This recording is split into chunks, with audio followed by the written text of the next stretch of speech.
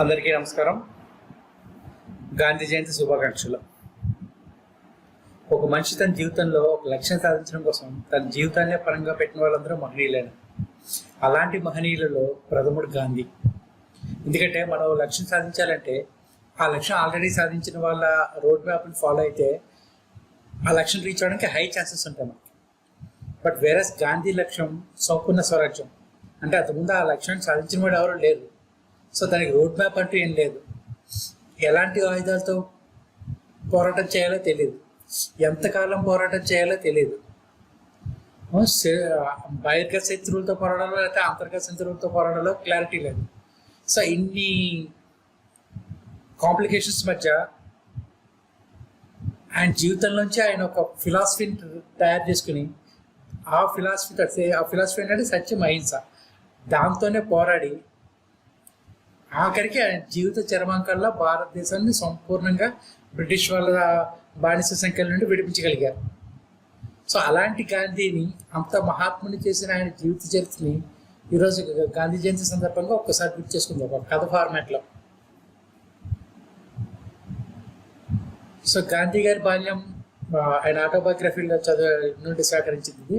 గాంధీ గారిని జీవితంలో అంత గొప్ప ఆశయాలు కానీ అంత గొప్ప ఆయుధాలు కానీ అందించింది ఆయన బాల్యంలో జరిగిన కొన్ని బలమైన, ఆయన జీవితంలో మొదలుపడిన కొన్ని సంఘటనలు.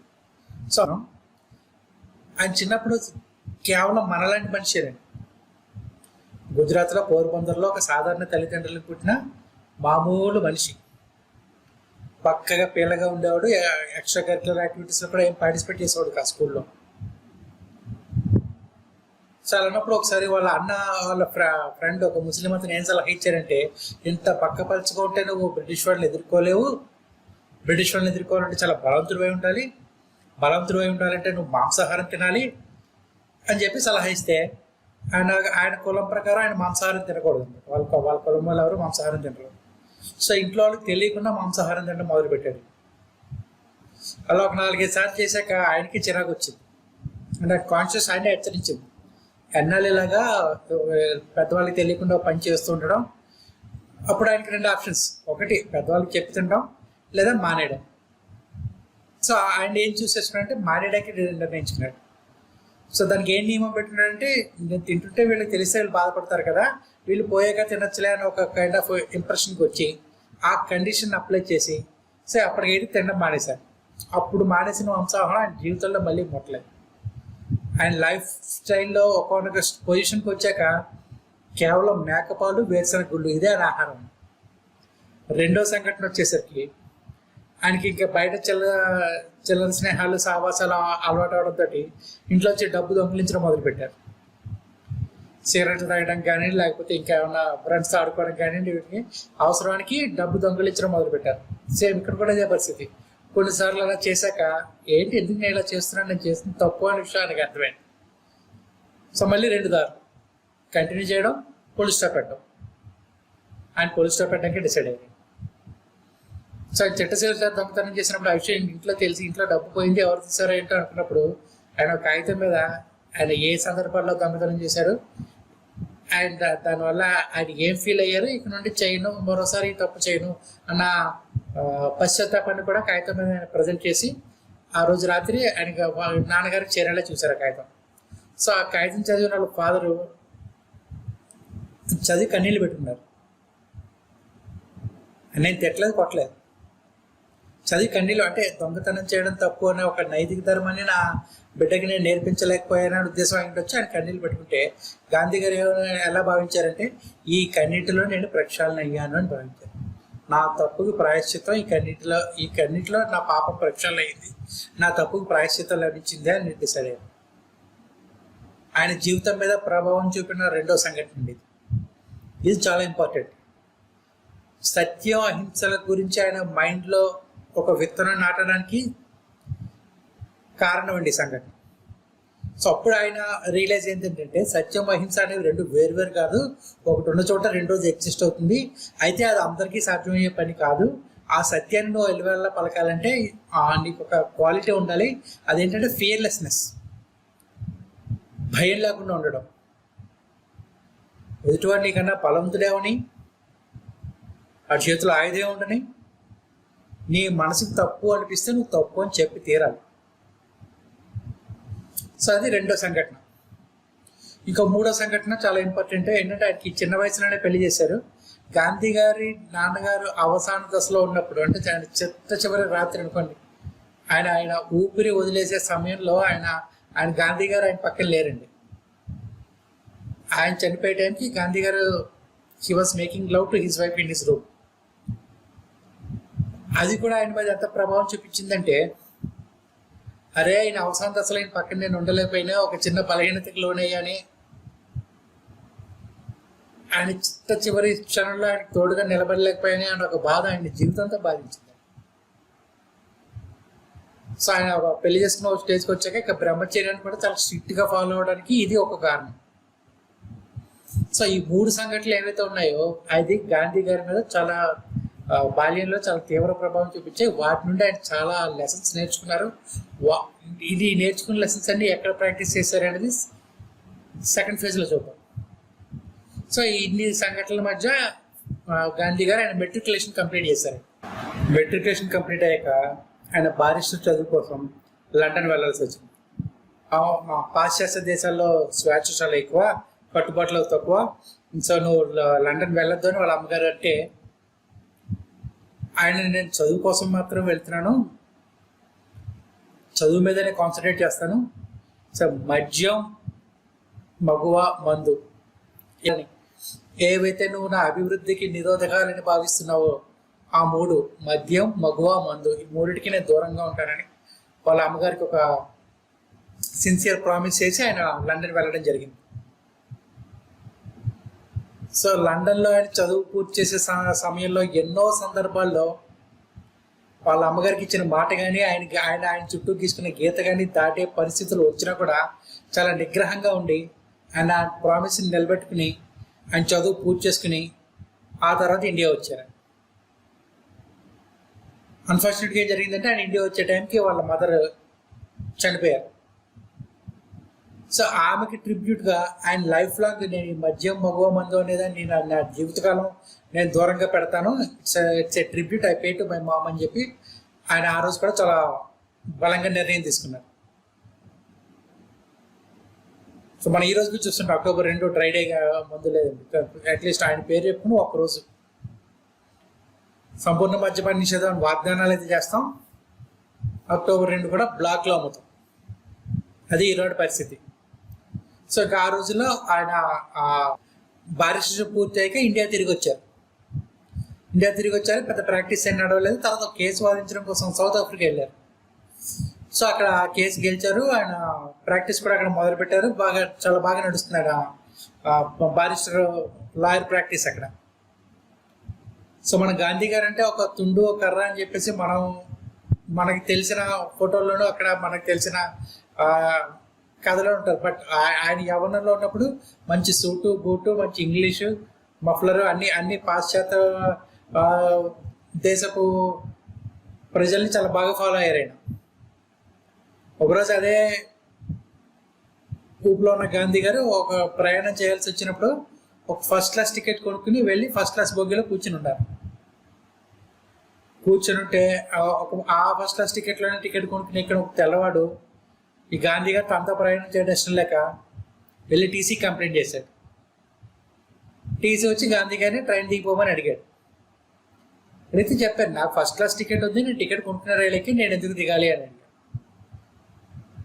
దానికి ప్రొసీజర్ ఏంటంటే గాంధీ గారిని ముందు బయటపెట్టి బయటికి గంటేసి ట్రైన్ నుంచి ప్లాట్ఫామ్ మీదకి ఆయన లగేజ్ బయటపడేసి ట్రైన్ వెళ్ళిపోయింది. సో ఒక గొప్ప మలుపు, ఒక గొప్ప సంఘటన అంటారు కదా, ఇది గాంధీ గారి జీవితంలో అలాంటి గొప్ప మలుపు. సో ఆయనకి ఆ రోజు చాలా స్పష్టంగా అర్థమైంది,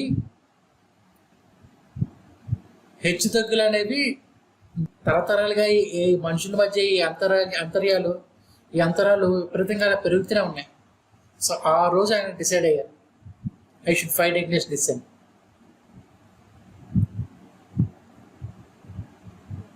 ఆ రోజు నుండి సౌత్ ఆఫ్రికన్ గవర్నమెంట్ నల్లవాళ్ళకి ఎదురుకుండా లేదా భారతీయులకు ఎదురుకుండా వ్యతిరేకంగా చేస్తున్న చట్టాలన్నింటినీ కూడా ఆయన వ్యతిరేకించడం మొదలుపెట్టారు. ఆ వ్యతిరేకించడంలో ఎంత సంఘర్షణకు గురయ్యారంటే, ఎన్నిసార్లు దాడులకు గురయ్యారంటే, ఒకరోజు ఆయన కొంత రౌడీలు వెంటబడ్డారు. ఆయన ఒక ఆవిడ రక్షించబోయి ఉంటే చాలా తీవ్ర పరిణామాలు ఎదుర్కొనేవాడు సార్. ఆ రోజు ఆయన చంపేసి ఉండేవారు. అంత స్థాయి వరకు వెళ్ళినా కూడా ఆయన చాలా సాలిడ్గా నిలబడ్డారు. ఎవరితో కొట్లాడలేదు, ఎవరిని ఏవి అనలేదు. నువ్వు ఒక సౌత్ ఆఫ్రికా కూడా చట్టం చేయడం, అది భారతీయులకు వ్యతిరేకంగా ఉండడం. వాళ్ళు చేసే చట్టాలు ఎలా ఉంటాయంటే, భారతీయులు పోలింగ్లో పాల్గొనడానికి వీల్లేదు,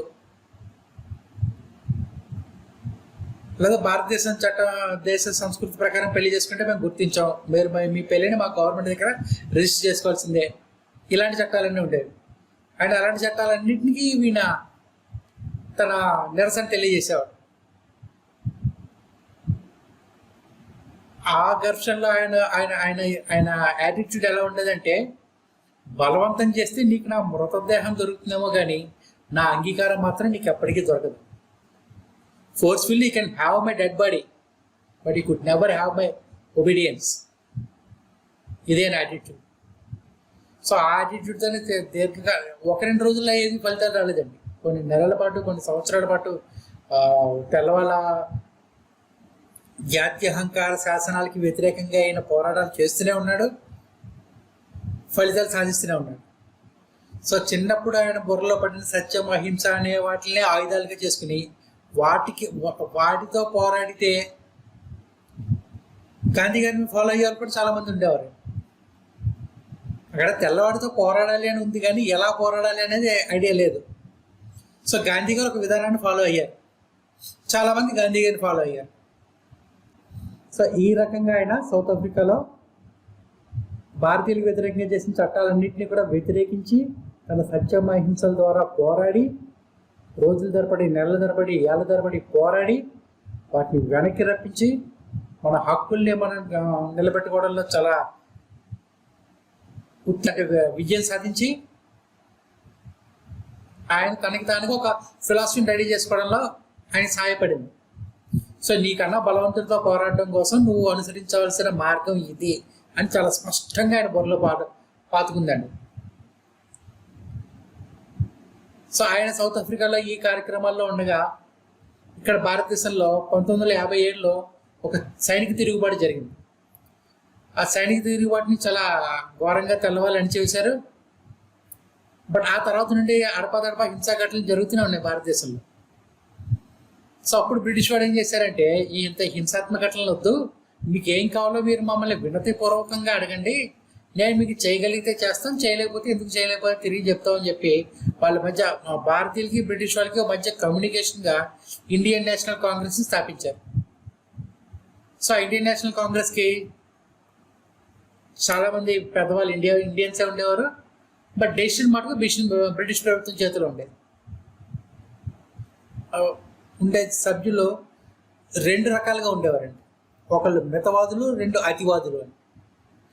మితవాదులు ఏమని భావించేవాళ్ళంటే, భారతదేశం అప్పుడే స్వతంత్రం సంపాదించడానికి అర్హత ఉన్నది కాదు, మన దేశంలో మనకి ఐకమత్యం లేదు, మనకే ఎన్నో అంతఃకలహాలు, ఇక్కడ ఇంకా సాంఘిక దురాచారాలు ఇవన్నీ చాలా ఎక్కువ, ఇవన్నీ తెల్లవాడి పాలనలో రూపుమాపితే తప్ప మనం స్వతంత్రం గురించి అడగడానికి అవకాశం లేదని భావించేవారు. వీళ్ళు మితవాదులు. రెండోది అతివాదులు. వాళ్ళేం భావించాలంటే, ముందు తెల్లవాడి దేశాన్ని వదిలి వెళ్ళిపోవాలి, వీడు వెళ్ళిపోతేనే మన పరిపాలన, మన డెసిషన్ మేకింగ్ మన చేతుల్లో ఉంటేనే మనం ఈ సాంఘిక దురాచారాలన్నింటినీ కూడా రూపుమాపి భారతీయులందరూ ఏకం అవుతాం. సో అందుకని వీళ్ళు ఏం చేసేవారంటే, బ్రిటిష్ చేసిన శాసనాలన్నింటినీ నిరాకరిస్తూ ఉండేవారు. శాసనోల్లంఘన, బ్రిటిష్ వాళ్ళు చేసిన ప్రతి శాసనాన్ని ఉల్లంఘించడమే వీళ్ళ పని.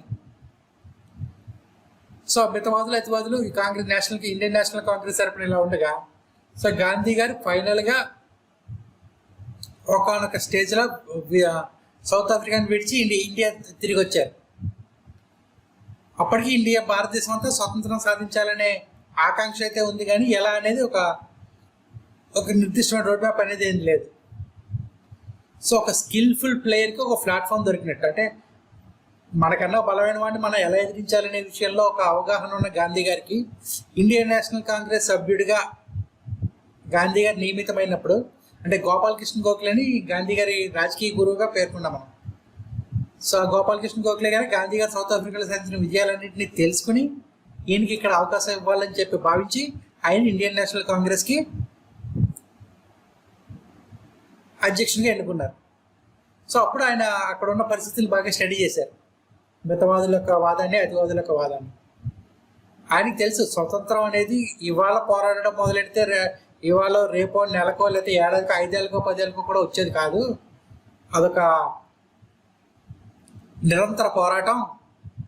ఈ స్వతంత్రం వచ్చేలోపే మన దేశంలో ఉన్న సాంఘిక దురాచారాలని, అసమానతల్ని, వీటిని కూడా రూపుమాపుకోవడం కూడా మన బాధ్యత అని భావించి ఆయన కొన్ని సంస్కరణలు చేపట్టారు. అందులో ముఖ్యంగా 4. మొట్టమొదటి సంస్కరణ అగ్రకులాలకి దళితులకి మధ్య ఆంతర్యాన్ని తగ్గించడం, అంతఃకలకాలు తగ్గించడం. రెండోది స్త్రీ అన్ని రంగాల్లోనూ ముందుకు రావాలి. పురుషులతో పాటు స్త్రీ కూడా స్వాతంత్ర పోరాటం అయితేనేవి లేకపోతే మరే చిన్నదైతేనేవి ప్రతి దాంట్లోనూ పాల్గొనాలి. స్త్రీ స్వతంత్రం కూడా ఆయన అంత ఇంపార్టెన్స్ ఇచ్చారు. మూడోది ఆయన దేశ విదేశాలన్నీ పర్యటించినప్పుడు అక్కడున్న శుభ్రతను చూసి చాలా ఆశ్చర్యపోయారు. ఈ శుభ్రత మన దేశంలో కానరాదే అని చెప్పి ఆయనకి ఒక మైండ్లో ఒక ఆలోచన పడింది. అంటే ఈ శుభ్రత మన దేశంలో సాధించడం కూడా మనం ఏం చేయాలో అది ఒక పాయింట్గా ఆయన ఎన్నుకున్నారు. 4వది వచ్చేసి గ్రామ స్వరాజ్యం, కన్స్యూమరిజం.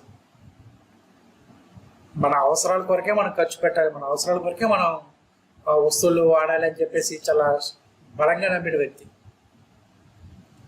సో ఈ 4 గాంధీ గారి ఆలోచనల్లో స్వతంత్రం వచ్చేలోపు భారతదేశంలో రావాల్సిన మార్పులుగా, సాంస్కృతిక పరమైన మార్పులుగా ఆయన భావించి వాటి కోసం చాలా కృషి చేశారు.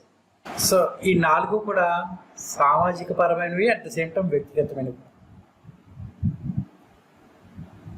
సంపూర్ణ మద్యపాన నిషేధం రాష్ట్రమో దేశమో విధించక్కర్లేదు. It can be our own decision. 2 ఆడపిల్లల ఉద్ధరణ. సో ఇప్పుడు ఈ రోజుల్లో ఆడపిల్లలు చాలా ప్రోగ్రెసివ్గా ఉన్నారు. ఒలింపిక్ మెడల్ నుండి మన అంతర్జాతీయ సదస్సులో ఇమ్రాన్ ఖాన్కి వ్యతిరేకంగా మాట్లాడే స్నేహ దుబే వరకు they are really progressing very good. అంటే వాళ్ళు ఆ స్టేజ్కి చేరుకునేంత వరకు వాళ్ళు కాపాడుకోవాల్సిన బాధ్యత కూడా మన మీదే ఉంది. రాష్ట్రంలో ఇటీవల జరిగిన సంఘటనలు చాలా కలిసి వేసాయి. సో ఇక్కడ ఆడపిల్లల సంరక్షణ అనేది కూడా ప్రభుత్వాలు లేకపోతే పోలీసులు ఇక బయట వల్ల చేస్తారనుకుంటే పొరపాటు. మన ఇనిషియేటివ్ 80-20 రూల్. ఏదో సంఘటన జరిగాక దాని మీద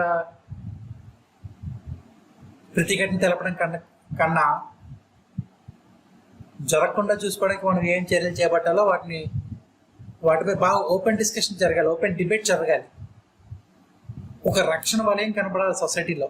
ఎవరైనా ఒక తప్పు చేద్దాం అనుకున్న వాడికి ఆడది ఒంటరిగా దొరికినా కూడా ఈమె చుట్టూ ఒక రక్షణ వలయం ఉంది, it is dangerous to me అనే విషయం వాడికి అర్థమైతే షీ కెన్ బి ప్రొటెక్టెడ్. 3వది cleanliness is next to godliness.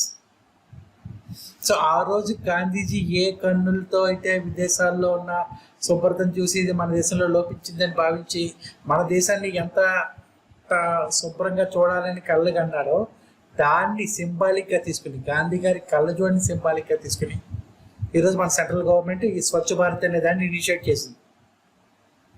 So through the eyes of Mahatma Gandhi we have to reach the vision of having a clean India. So Swachh భారత్కి ఆ రకంగా పోల్చింది. And 4వది గ్రామీణ స్వరాజ్యం.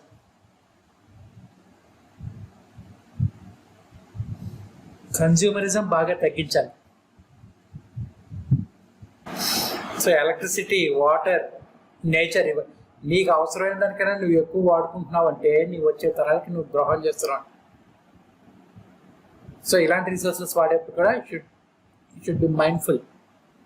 అవసరమైన మేర వరకే వాడుకుని మిగతా దాన్ని ముందు తరాల వరకు అందించడమే. సో ఎవరైతే 4 విషయాల్లో 4టిని కానీ లేదా 3టిని కానీ లేదా 2టిని లేదా అట్లీస్ట్ ఒక విషయం అట్లీస్ట్ కేర్, మన పిల్లల భద్రత విషయంలో అయినా మనకి ఆ అవేర్నెస్ ఉంటుంది కదా. మనకి ఇంకొంచెం అవేర్నెస్ ఉంటుంటే స్వచ్ఛ భారత్ గురించి కూడా ఆలోచిస్తాం. మన సొసైటీని మనం నీట్గా ఉంచుకోవాలనే ఉద్దేశంతో కూడా. సో కులాల మధ్య కలహాలు తగ్గించే ఇది ఎంత దారుణం జరిగిందంటే, స్వతంత్రం వచ్చి రాజ్యాంగం వచ్చి రిజర్వేషన్స్ పెట్టాక మన రాజకీయ నాయకులు ఈ కులాల మధ్య వ్యత్యాసాన్ని తగ్గించి ఐకమత్యం సాధించడంలో ఎంత ఘోరంగా విఫలం అవ్వాలో అంత ఘోరంగా విఫలం అయ్యాయి. నీ కులం నీ పెద్దల నుండి నీకు సంక్రమించిన ఆస్తి, దాన్ని తీసుకెళ్ళి బజార్లో పెట్టద్దు, నీ ఇంట్లోనే ఉంచుకో.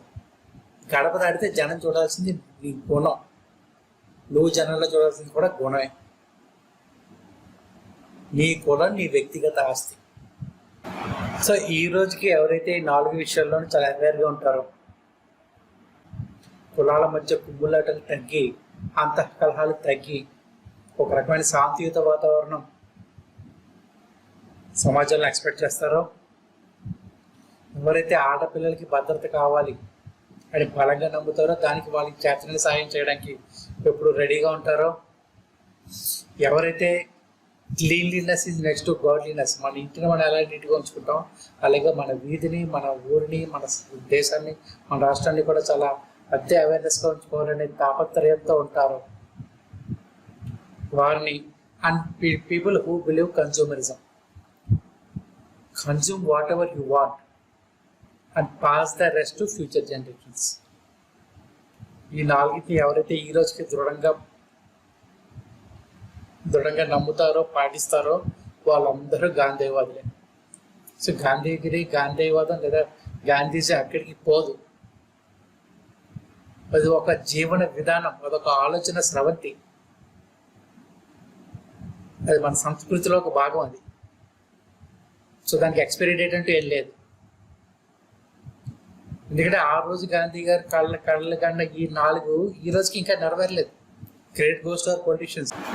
సో ఈ 4టి మీద పోరాడుతూనే, మనలో ఉన్న సాంఘిక దురాచారాలని రూపుమాపుతూనే, అంతఃకలహాలని అరికట్టడానికి ఆయన తగిన ప్రయత్నం చేస్తూనే బ్రిటిష్ వారి మీద పోరాటం కూడా కొనసాగించారు. సో ఆయన చేసిన ముఖ్యమైన వాటిలో దండి యాత్ర, ఉప్పు మీద పన్ను విధించినందుకు వ్యతిరేకంగా దండయాత్ర ఒకటి, 2 క్విట్ ఇండియా ఉద్యమం ఒకటి, 3 సహాయ నిరాకరణ విదేశీ వస్తు బహిష్కరణ ఒకటి, 4 శాసన ఉల్లంఘన. ఈ 4టిని చాలా బలంగా అప్లై చేశారు బ్రిటిష్ వాళ్ళ మీద. ఇంత ముందు చెప్పిన 4 మనలో మన మీద అప్లై చేసినవి. అంతఃకలహాన్ని రూపుమాపడం కోసం మనలో మన మీద అప్లై చేసినవి ముందు చెప్పిన 4. ఈ శాసన ఉల్లంఘన, సహాయ నిరాకరణ, స్వదేశీ వస్తు తయారీ, దండి యాత్ర, క్విట్ ఇండియా ఇలాంటివన్నీ కూడా బ్రిటిష్ వాడి మీద ప్రయోగించారు. సో వీటిని అన్నిటినీ కలగలిపిన లక్ష్యంగా భారతీయులందరిలోనూ చైతన్యం జాగృతమై బ్రిటిష్ వాడికి వ్యతిరేకంగా చాలా బలమైన ఉద్యమాలు చేయడం ద్వారా మనకి సంపూర్ణ స్వరాజ్యం కావాలని మనం కోరుకున్నాం. At the same time other forces కూడా లా ఆఫ్ అట్రాక్షన్ ప్రకారం నువ్వు ఏదైనా ఒకటి బలంగా కోరుకున్నప్పుడు నీ గ్రహాలన్నీ ఒక అలైన్మెంట్లోకి వస్తాయంటారు కదా, అలాగా ఒక పక్క గాంధీ గారి సత్యాహింసల స్వతంత్ర సంగ్రామ పోరాటానికి తోడుగా అటు బ్రిటిష్ వాళ్ళు 2వ ప్రపంచ యుద్ధంలో బాగా ఆర్థికంగా దెబ్బతిని ఉండడం, మిగతా దేశాల్లో కూడా స్వతంత్ర సాధించాలనే కాంక్ష బలంగా స్టార్ట్ అవడం, ఇలాంటి కారణాలన్నీ జత కలిసి ఫైనల్గా 1947లో మన ఇండియా ఆగస్టు 15 మన ఇండియాకి స్వతంత్రం వచ్చింది. అక్కడ కూడా వాడు బుద్ధి చూపించే వెళ్ళాడు, అంత ఈజీగా వెళ్ళలేదు. దేశాన్ని విడగొట్టి హిందూ ముస్లింల మధ్య చిచ్చు పెట్టి ఎంత మారణ హోమం సృష్టించే వెళ్ళాడు. సో అదంతా మనం వేరే పాటలో మాట్లాడుకుందాం. బట్ గాంధీజీ కళ్ళగన్న స్వరాజ్యం అయితే ఆనాడు 1947 ఆగస్టు 15న అర్ధరాత్రి భారతదేశానికి సిద్ధించింది. సో ఇది సంక్షిప్తంగా ఆయన చరిత్ర. సో అన్ని గాంధీ గారి విజయాలైనా వైఫల్యాలు లేవా అనొచ్చు. ఇంత గొప్ప చరిత్రను స్థాపించిన ఆయన వైఫల్యాలు కూడా చాలా ఉన్నాయి. ఆయన కుటుంబ పరంగా ఆయన ఫెయిల్ అయిన విషయాలు, హిందూ ముస్లింల మధ్య సఖ్యత సాధించడం కోసం ఆయన అనుసరించిన విధానాన్ని ఒప్పుకోలేని వాళ్ళు,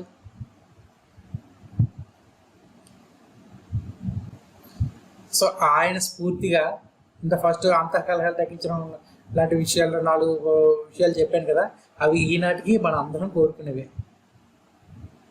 సో మనం ఏ పార్టీకైనా ఓటేసే ముందు వీటిల్ని పాటిస్తున్నాయా లేదా అది మన రాజకీయ పార్టీలు అనేవి చూడాలి తప్ప అవ్వకి ఎంత ఇస్తున్నాడు, అయ్యకి ఎంత ఇస్తున్నాడు, బిడ్డకి ఎంత ఇస్తున్నాడు, అమ్మకి ఎంత ఇస్తున్నాడు ఇది కాదు. ఈ విభజించి పాలించు అనే బ్రిటిష్ విధానం పోవాలి. ఇంకా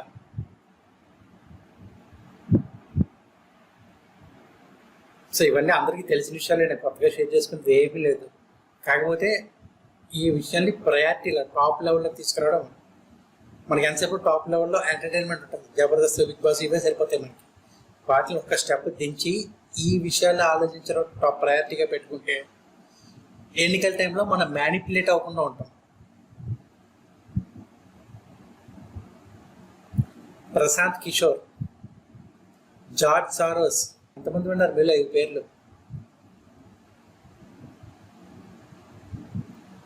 తమ స్వార్థం కోసం మన దేశ ప్రయోజనాల్ని, మన రాష్ట్ర ప్రయోజనాల్ని నిలువెల్లా చూపిస్తున్నారు వీళ్ళ గురించి ఇంకో వీడియోలో మాట్లాడతాను. అలాగే గాంధీ గారి వైఫల్యాల గురించి కూడా మరో వీడియో చేసి అది ఆయన జనవరి 30 ఆయన వర్ధంతిని రిలీజ్ చేస్తాను. అండ్ నా నెక్స్ట్ వీడియో అక్టోబర్ 12-17 మధ్యలో ఉంటుంది. అప్పుడు నేను మాట్లాడబోయే టాపిక్ పవన్ కళ్యాణ్. పవన్ కళ్యాణ్ అర్జునుడా అభిమన్యుడా, ఇదే నా టాపిక్. సో నా కంటెంట్ మీకు నచ్చినట్టయితే వెంటనే లైక్ చేయండి, షేర్ చేయండి, కామెంట్ చేయండి. అండ్ నా ఛానల్కి సబ్స్క్రైబ్ అయితే నేను ఎప్పుడు వీడియో రిలీజ్ చేసినా మీకు ఛానల్కి సబ్స్క్రైబ్ అయ్యి బెల్ ఐకాన్ ప్రెస్ చేస్తే నేను ఎప్పుడు న్యూ వీడియో రిలీజ్ చేసినా మీకు ఒక నోటిఫికేషన్ వస్తుంది. So that you can understand నా వీడియో రిలీజ్ అయింది. See you all in the next video. Jai Hind.